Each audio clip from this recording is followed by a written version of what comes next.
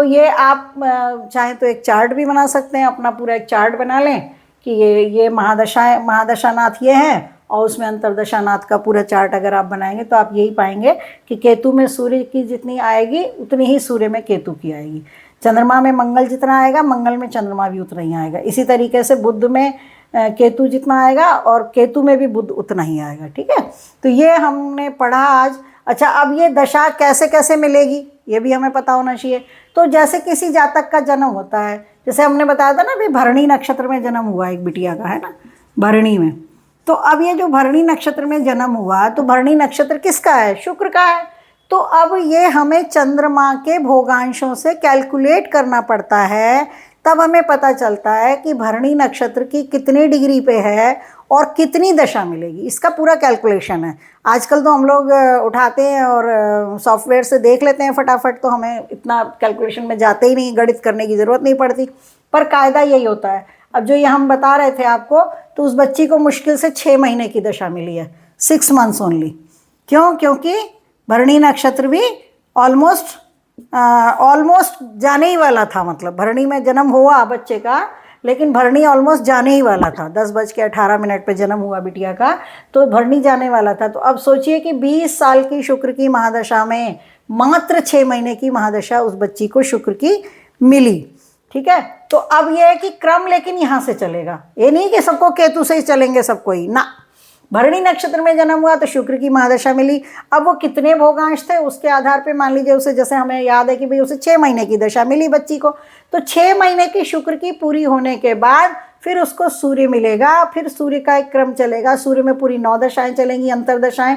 उसी तरह से फिर ये क्रम चलेगा, केतु शुक्र से चली ना, तो शुक्र सूर्य चंद्र मंगल राहु गुरु शनि बुध ऐसे चलेगा। तो इसी तरह से जैसे किसी जातक का जन्म, ये यहाँ पर ये समझ लेना अनिवार्य है ना कि भाई कैसे कितनी दशा मिलेगी। अब मान लीजिए किसी जातक का जन्म हस्त नक्षत्र में होता है, ठीक है, हस्त में, रोहिणी में या श्रवण में हुआ, तो चंद्रमा की महादशा मिलने वाली है। अब देखिए, आपने पाए का नाम सुना होगा कि एक नक्षत्र के चार चरण होते हैं, है ना। एक नक्षत्र के 4 चरण होते हैं, ये हम पढ़ चुके हैं। एक चरण, पहला चरण, फिर ये दूसरा चरण, फिर ये तीसरा चरण और ये चौथा चरण। अब इन 4 चरणों में ही जा कर के हमें 10 वर्ष की दशा पूरी मिलनी होती है। तो अगर किसी जातक का जन्म मान लीजिए यहाँ पर हुआ है, दूसरे चरण में हुआ है, ठीक है, तो अब ये 2 चरण बाकी थे ना, तो ये 2 चरण अब अगर मान लो दशा के भी हम 4 पार्ट कर दें तो 2.5 साल के हो गए, तो ये 5 साल की ये तो दशा पूरी बाकी ही है। ठीक है, अब इसमें जहाँ पे जन्म हुआ भोगांशों के आधार पे, मान लीजिए इसमें ऐसे जन्म हुआ है कि 1 साल का यहाँ से बाकी है, तो टोटल इस बच्चे को 6 साल की दशा मिल जाएगी, 6 इयर्स की। ठीक है, और अगर किसी जातक का हस्त नक्षत्र के पहले चरण में जन्म हो गया मान लीजिए, ठीक है, और ये मान लो हो गया तकरीबन 10 डिग्री का, ठीक, तो अब क्या है 10 डिग्री का मतलब क्या हो गया इसके कि मतलब 10 डिग्री से आगे यहाँ से कैलकुलेट करेंगे तो फिर हमको क्या है, अब इसको 3 चरण पूरे मिलेंगे इस बच्चे को। क्यों? क्योंकि पहले चरण के बीच में कहीं जन्म हुआ है, तो पहला चरण कंप्लीट नहीं हुआ है, लेकिन दूसरा, तीसरा, चौथा पूरा बाकी है।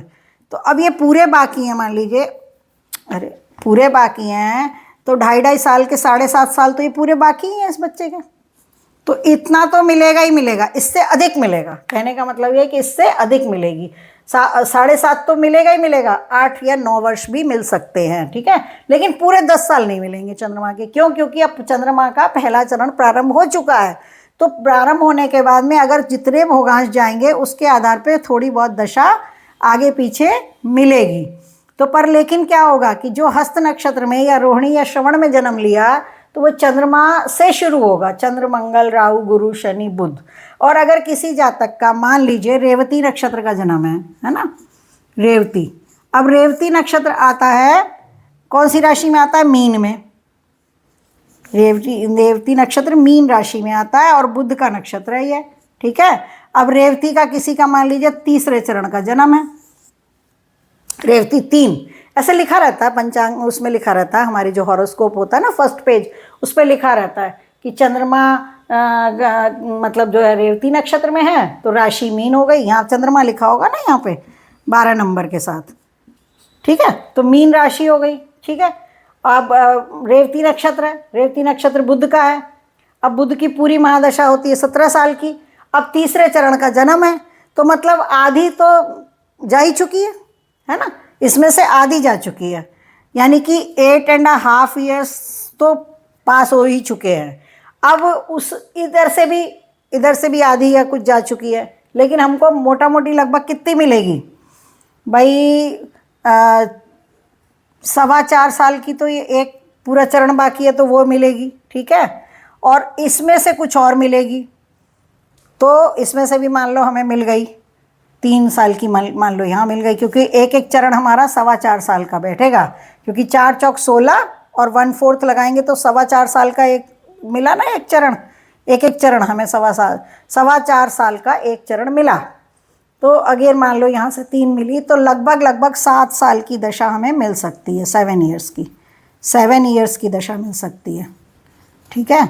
तो ये हमें अंदाज़ा होना चाहिए। अब इसमें 8.5 साल की तो नहीं ही मिलेगी, क्योंकि 2 चरण तो ऑलरेडी जा चुके हैं, तो आधी से कम मिलेगी, ऐसा हम बोल सकते हैं। आम भाषा में हम क्या बोलेंगे भाई, तीसरे चरण का जन्म है तो आधी से कम मिलेगी, है, लेकिन आधी से कम मिलेगी, लेकिन क्या, लेकिन आधी से बस कम मिलेगी, आधी से ज़्यादा नहीं मिलेगी, आधी तो पूरी जा ही चुकी है, इधर से मिलेगी भैया। अब ये तीसरे चरण का जन्म है ना, तो तीसरा तो मिड में आ गया, बस इसमें एक चरण ही तो बाकी है, आधी से कम मिलेगी, ठीक है। तो ये एक दिमाग में घुमाने की चीज़ें हैं, थोड़ा थोड़ा हम लोग माइंड में घुमाएंगे तो हमें ये चीज़ें क्लियर होती चली जाएंगी, और जब क्लियर होंगी तो फिर तब ज्योतिष करने का आनंद आएगा, क्योंकि जब हमें समझ में आना शुरू होगा, अभी तो हमारे लिए ऐसा लगता है कि सब बहुत बड़ा गोला है, वो कुछ समझ में नहीं आ रहा, किधर से पकड़ें किधर से नहीं पकड़ें, है ना। लेकिन अगर हमने इसको इस तरह से थोड़ा थोड़ा पकड़ना शुरू किया तो हमें चीज़ें साफ समझ में आने लगेंगी कि भाई जन्म किसी बच्चे का हुआ है तो सूर्य कहाँ पहुँच रहा है ये जाने, दशा कौन से ग्रह की मिल रही है, राशि कौन सी है, उसमें कौन कौन से नक्षत्र पड़े हुए हैं।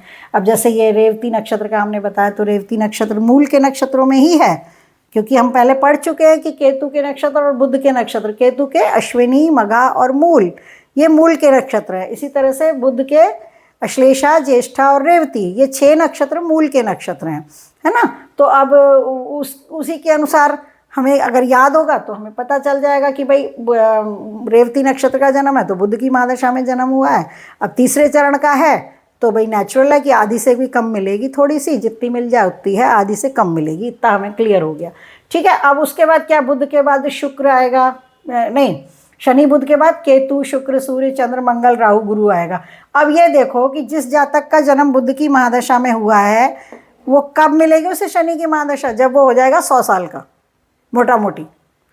तो ऐसे जातकों को, बुध की महादशा में जन्म लेने वाले जातकों को प्रायः शनि की महादशा नहीं मिल पाती है ना।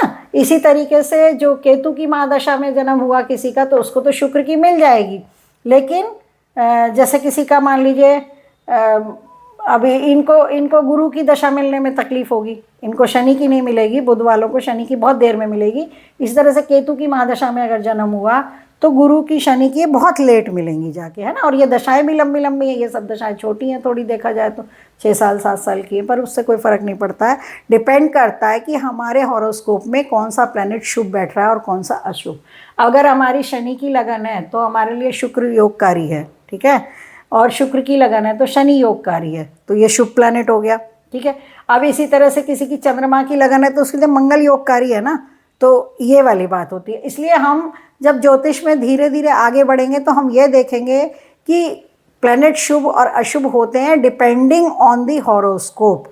हमारा लग्न कौन सी लगन है, हमारी लग्नेश कौन है, राशिश कौन है, सूर्येश कौन है, ये सारी चीज़ें इसमें डिसाइड करी जाती हैं। तो इसलिए ये जो कहना कि भाई बस फला राशि है और आपका ये प्रेडिक्शन है, ये थोड़ा सा फ्लिमसी लगता है ना। हालांकि आजकल बड़ा प्रचलन है, फला राशि है तो फला प्रेडिक्शन कर दीजिए, लेकिन नहीं, क्योंकि राशियां हमारी देखा जाए तो सच में तो हमारी 3 राशियां होती हैं, क्योंकि सूर्य हमारे आत्मा की राशि है और चंद्रमा जहाँ बैठा है वो हमारी मन की राशि है, हालांकि उसी राशि को ज़्यादा लेते हैं, और लग्न हमारा शरीर है।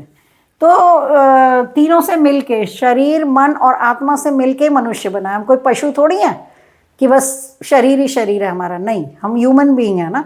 तो हमारे पास एक आत्मा भी है और हमारे पास एक मन भी है, हमारी बुद्धि भी है और हमारा दिमाग भी है। तो इसलिए ठीक है, एक ग्रॉस कैलकुलेशन की जा सकती है कि अब जैसे आजकल कर्क राशि की अष्टम ढैया चल रही है, तो एक ग्रॉस कैलकुलेशन की जा सकती है कि भाई आपकी अष्टम ढैया चल रही है, थोड़ा ध्यान रखिए क्योंकि ये कष्टकारी होती है, अष्टम भाव मृत्यु का होता है। तो ऐसा भी सुना गया है कि जब अष्टम ढैया परिवार में 1 या 2 लोगों की चल रही हो तो अनहोनी कोई हो सकती है, तो उसके लिए उपाय बताए जाते हैं, है ना। तो इतना तो कहा जा सकता है कि भाई चलो कर्क राशि की अष्टम ढैया चल रही है तो आप सावधान रहे, ये वगैरह वगैरह। बट एकदम से सोचना कि खाली राशि से ही प्रेडिक्शन कर दो, तो ये थोड़ा सा नहीं समझ में आता। ज्योतिष वालों के लिए ये उचित नहीं है कि हम इस तरह की बात करें। तो आज हमने पढ़ा कि ग्रहों की अवधि, पिछले चैप्टर में हमने पढ़ा कि कौन कौन ग्रह कब कब राशियाँ बदलता है, कितनी अवधि में। और आज हमने पढ़ा कि महादशा में अंतरदशाएं हम निकालना चाहें तो कैसे निकाल सकते हैं, उनकी अवधि कितनी कितनी होती है। तो ये चीज़ें हैं और कोशिश करके अगर हम इनको उंगलियों पे समझें बिना कैलकुलेटर के तो ज़्यादा अच्छा है, क्योंकि उससे हमारा आत्मविश्वास बढ़ता है। कभी कभी हो जाता है ना कि फीड करने में ही कोई मिस्टेक हो गई, मान लीजिए डाटा फीड करने में मिस्टेक हो गई, तो अगर हमें अंदाज़ा नहीं है चीज़ों का तो हम उसी पे चलते चले जाएंगे। और अगर हमें अंदाज़ा होता है तो हम फटाक से पकड़ लेते हैं कि कहीं ना कहीं कुछ गलत, ये तो गलत हो रहा है, ये तो ऐसे नहीं हो सकता है, इस समय ये प्लैनेट यहाँ आ ही नहीं सकता है इस समय, है ना, तो आप पकड़ सकते हैं। तो ये भी एक ज़रूरी चीज़ होती है जो हमें पता होनी चाहिए। तो आज के लिए इतना ही करते हैं, और अगर कंटेंट आपको अच्छा लगता है तो लाइक करिए, शेयर करिए, सब्सक्राइब कीजिए और जुड़े रहिए अक्षर ज्योतिष के साथ। रुचिकर तरीके से हम ज्योतिष पढ़ रहे हैं और भी आगे आगे बहुत सारी चीज़ें पढ़ेंगे, प्रेडिक्शन पे भी पहुँचेंगे। तो बस आज के लिए इतना ही। जय हिंद, जय भारत।